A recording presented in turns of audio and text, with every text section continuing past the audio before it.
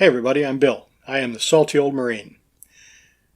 Today I want to talk about why I take VA disability seriously and why you should too. Now, speaking for myself, speaking personally, whenever I get interested in a topic, I go deep. I tend to learn everything I can about it, and that's important to me. So the fact is, I treat VA disability like it was a second job. That is to say, I have learned everything that I can possibly learn about VA disability, about how it works, and I continue to do so. I have read and continue to read the 38 CFR, the Code of Federal Regulations, and any claim that I intend to file, I research. So I read the M21, which is the rater's guide to tell them how they should rate a particular disability. I read the 38 CFR to find out how disabilities are rated and what the percentage disabilities are given and what for what, right? What symptoms meet each criteria. I read online comments. I read Board of Veteran Appeals decisions.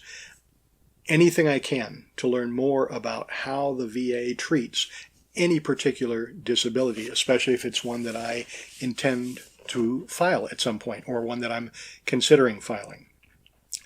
That helps me to learn things like what kind of documentation will I need to prove a VA disability? What is the likelihood of a VA disability that I might claim getting approved? Now, nothing is carved in stone, right? There are no absolutes. I can think that perhaps a claim is easier or harder to get service connected, but that doesn't mean that it is. But it helps. So I do my best to investigate and to learn everything that I possibly can. I think all veterans should do that because I think casting your lot before the wind and just kind of hoping that the VA sees things your way and connects the dots for you. First of all, I can't do that, but second of all, I don't think any veterans should, because unfortunately this is a system that is based on rules, it's based on laws, it's based on regulations, and the VA will generally, almost always, follow all of those rules, those regulations, those laws. They take those very seriously. There's no reason you shouldn't take those things seriously. I take those things very seriously. Now, I've faced some criticism for this. I'm not quite sure why. It could be based on jealousy. It could be based on, well, a lot of things. But I have been accused of, for example, chasing claims. I have been accused of manipulating the system. Okay, well, let's unpack that a little bit. Manipulating the system. If I want to catch a bus and I read the bus schedule to know which bus to catch and what times it comes by and how much the fare is, am I manipulating the system? Am I taking unfair advantage? Maybe I should just go out to the bus stop and stand there and hope that eventually something good happens. That doesn't seem very smart. So, like you, I would find out about those buses before I even thought about getting on a bus, wouldn't you? If you want to buy a plane ticket, don't you check for the best prices? Don't you check to make sure the plane is going where you want to go on the dates that you want to be there?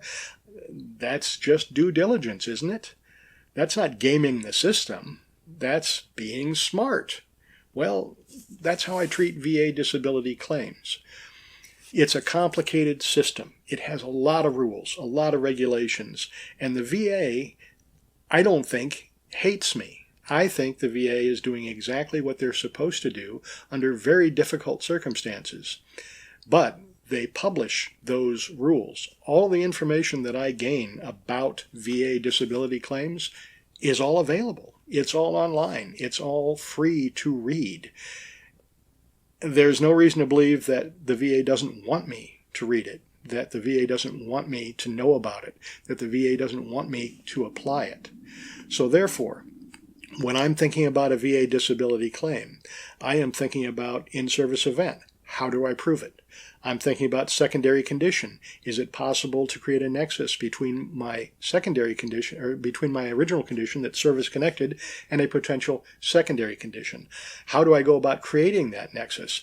I make sure that I have a current diagnosis. I make sure that I have read the 38 CFR and thoroughly understand the rating system for that particular disability. So for example, it may be rated at 10%, 30%, 50%, 70%, 100%, but it lists exactly what is required for each level. Now, I'm not going to lie. I'm not going to exaggerate my symptoms, but neither am I going to downplay my symptoms. I'm going to carefully match exactly what my symptoms are to the 38 CFR, and I'm going to make sure I speak to that in my personal statement, in my talks with my doctor, in my C&P exam. I'm going to make sure I make all of those things very, very clear. I'm going to gather the information that the VA says they want. It makes their job easier. It makes it easier for them to make a decision, and hopefully it makes it easier for that decision to be in my favor. And again, my goal here is to be properly, correctly, legally rated. Not to commit fraud, not to exaggerate my symptoms, not to manipulate the system. Right? My goal is to be correctly rated. In order to do that, I dive deep and I learn every single thing I can. And I think that you should do that too. My goal in making these YouTube videos is to help you learn those things that you need. I hope you found this useful. My name's Bill. I am the Salty Old Marine. Please like, share, subscribe, tell a friend. Take out an ad in the newspaper. Do they still have newspapers? I don't even know. I haven't seen. When was the last time you saw a newspaper stand? Anyway, I digress. As always, have a great day.